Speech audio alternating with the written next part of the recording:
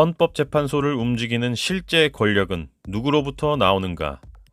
헌법재판소 이진 공보관이 중국인 논란이 커지자 대응책을 고심 중이라고 하더니 오늘 나온 소식은 수사 의뢰를 하겠답니다.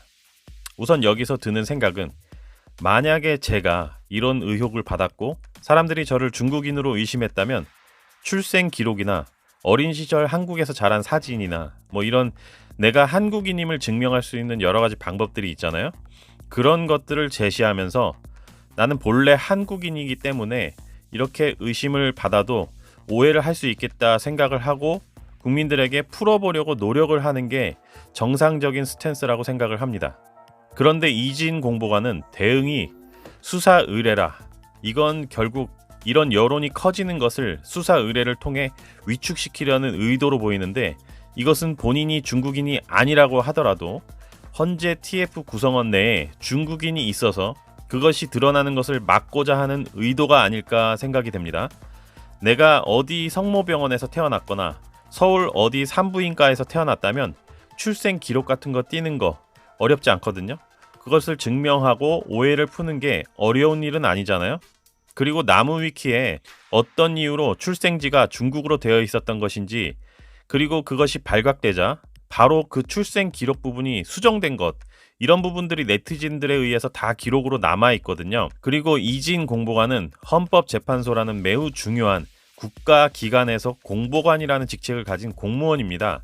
그렇기에 국민들이 그에 대해 의혹 제기를 하는 것에 대해서 수사 의뢰를 하는 것보다는 국민들에 대한 예의를 갖추고 그 오해를 풀어보려는 노력이 있어야 되는데 이런 수사 의뢰를 하는 것은 국민들에 대한 예의와 싸가지가 없는 대응이고 올바른 태도는 제 출생 기록은 이러이러한 것이니 더 이상 오해는 국민들께서 하지 않으셨으면 좋겠습니다. 이런 식으로 하는 게 예의가 있는 행동이죠. 나경원 의원은 헌재 중국인 논란이 커지자 외국인 임용 제한법을 발의한다고 하였습니다. 사실 중국인들이 우리나라 헌재에까지 들어갈 수 있다고 생각한 국민들은 많지 않습니다. 문재인 정부 이전에는 국가 공무원을 외국인이 할 수가 없었어요. 그런데 문재인 때 국가 공무원 중 특수한 보안이 필요한 시설 제외하고는 나머지에는 외국인도 근무를 할 수 있게 바꿨고 이를 계기로 선관위를 비롯해서 각 기관에 중국인들이 한국인 행세를 하며 침투하게 된 것입니다. 따라서 헌재에 한국 국적이 아닌 이중 국적자나 중국인이 있다는 것이 사실로 드러난다면 이는 국민에 대한 매우 큰 속임이자 도전이자 불순한 세력들이 국가를 전복시키려고 하는 시도로밖에 볼 수가 없고 이런 헌재의 판결을 국민들이 더 이상 기다릴 이유가 필요 없어집니다. 헌재는 역사 속으로 사라져야 하는 것입니다. 2015년 김정은은 남조선에 지령을 내립니다.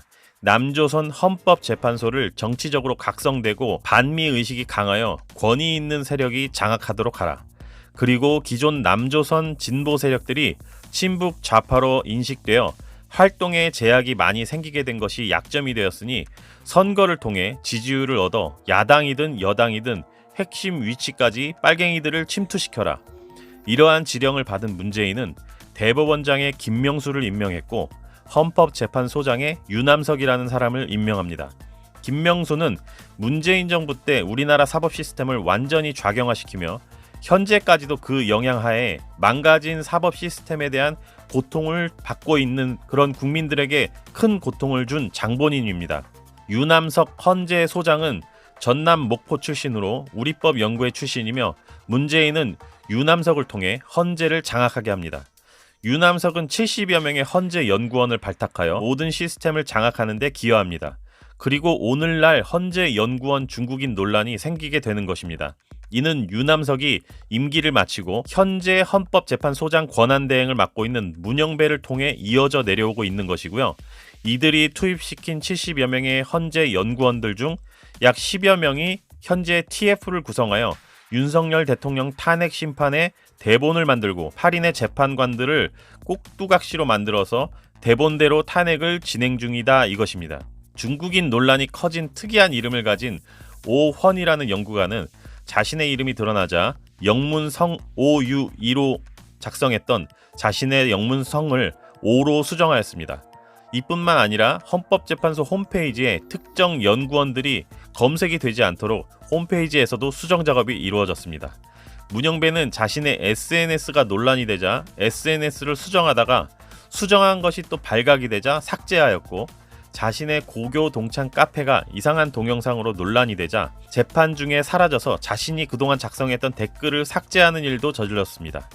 이런 일들을 보면 국민들, 일반 상식을 가진 사람들은 숨기는 자가 범인이고 지우는 자가 범인이다라고 생각을 합니다. 떳떳하고 당당하면 한국인임을 제시하고, 떳떳하지 않다면 숨기고 삭제하고 수정하는 것이죠. 그래서 저는 이렇게 생각합니다. 수정하는 자, 발끈하는 자가